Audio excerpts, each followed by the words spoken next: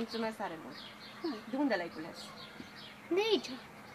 În fața bolii, timpul pare a sta în loc, iar viața își schimbă pentru o clipă sensul. Realizăm că toate zbaterile de zi cu zi sunt deșertăciuni pe care le-am trăit fără să ne dăm seama ce era cu adevărat important.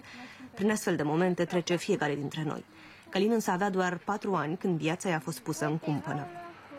În iulie 2010, chiar în camera asta eram aici și Călin a spus că face pipi. Și am zis, hai la baie. Și a zis, nu mă pot ridica. Zic, hai, trebuie să mergi la baie. Am arătat tot fel de jucării, tot ce îi place lui și a zis, mama, nu mă pot ridica. L-am susținut de mâini și nu putea să-și țină picioarele. Și atunci am zis, nu, ceva nu e în regulă aici. Din acel moment a început lupta pentru viață. Analize, investigații, remeneuri făcute la Iași, apoi în capitală, cu probe trimise și la Viena, dar nicio certitudine. Niciun medic nu s-a încumetat să pună un diagnostic, iar starea copilului se înrăutățea de la o zi la alta, cu crize comițiale care erau din ce în ce mai frecvente.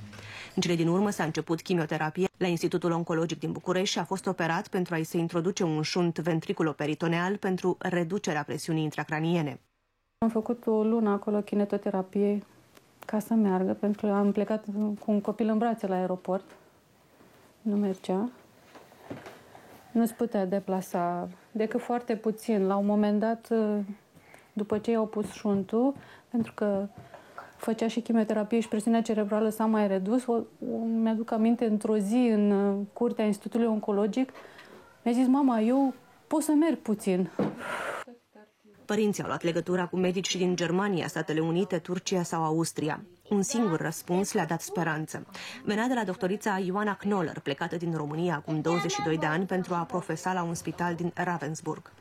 Tumora pe care o are Călin se numește o tumoră leptomeningeală glioneuronală, ceea ce înseamnă că această tumoră acoperă toată axa sistemului nervos central, creier, măduva spinării, de sus și până jos complet. Și într-adevăr este o boală extrem de rară, adică italienii descriu 2 sau 3 cazuri, iar în Germania Călin e singurul copil cu această afecțiune. Deși experimental, tratamentul a avut până acum rezultate încurajatoare. Călin a început să meargă din nou la grădiniță, este partenerul de joacă al Carlei și Dariei, surorile mai mici, și iubește foarte mult avioanele.